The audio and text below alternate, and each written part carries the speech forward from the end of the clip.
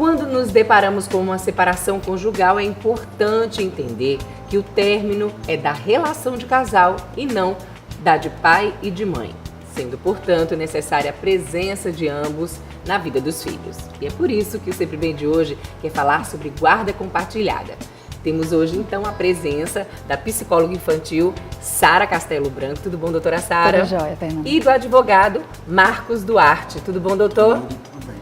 Vamos conversar um tema bem delicado, mas é importante, né? Para começar, doutor Marcos, por favor, explica pra gente o que seria a guarda compartilhada. Aliás, quais os tipos de guardas que existem e o que seria exatamente a guarda compartilhada. Hoje no Brasil nós temos a guarda unilateral, que é o tipo predominante ainda, né? Ou seja, um dos pais é o guardião. Certo. Temos a guarda alternada, que é um tipo onde a criança fica um período sob a guarda de um e outro período sob a guarda de outro. E temos a guarda compartilhada, que se pressupõe ser a modalidade mais próxima do ideal. Isso hoje faz parte do nosso ordenamento jurídico, da nossa lei. Existe uma lei específica que elegeu a guarda compartilhada como a guarda preferencial. Então, ela hoje não é mais a exceção como era antigamente. Hoje a guarda compartilhada é a guarda preferencial. Quando os pais não se entenderem sobre guarda, que forem ao judiciário, deverá o juiz estabelecer a guarda compartilhada.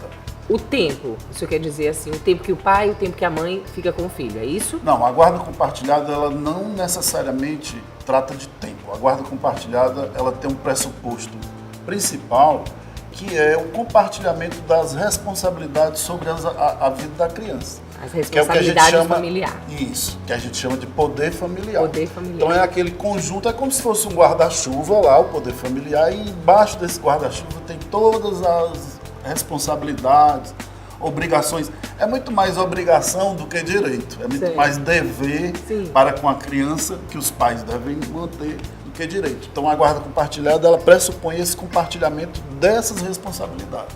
Doutor Marcos, e por que a guarda compartilhada é mais vantajosa? É mais vantajosa porque exatamente pressupõe-se que os pais participarão conjuntamente da vida da criança. Criança precisa de pai e de mãe.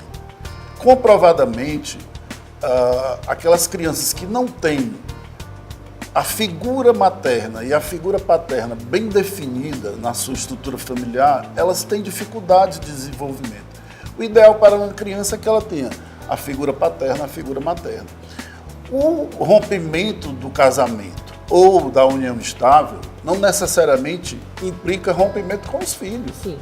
O rompimento, o que a gente chama de a conjugalidade, não pode interferir na parentalidade. Filho é para sempre, né?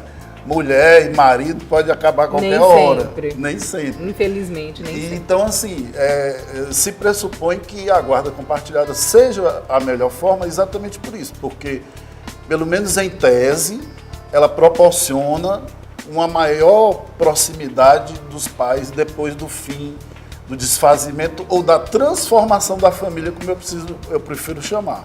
Sim. A família separada, ela persistirá de outra família. forma, ela permanecerá família e, às vezes, de outra forma, através de outro arranjo, de outra configuração, mas permanece família.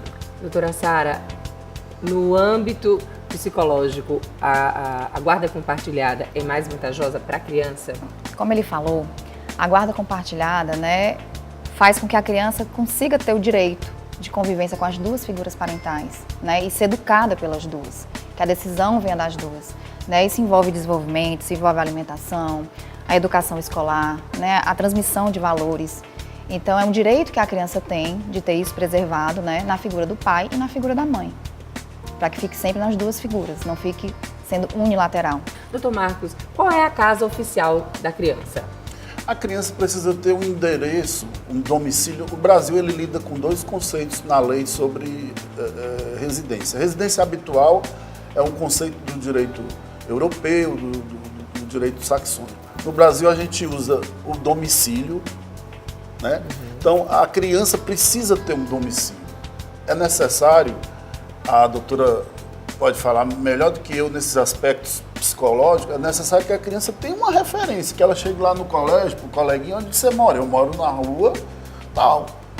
Então, até para fornecer os dados, não pode ter essa questão de 2 casas. Tem gente que prega isso, eu acho um absurdo. A gente tem uma casa.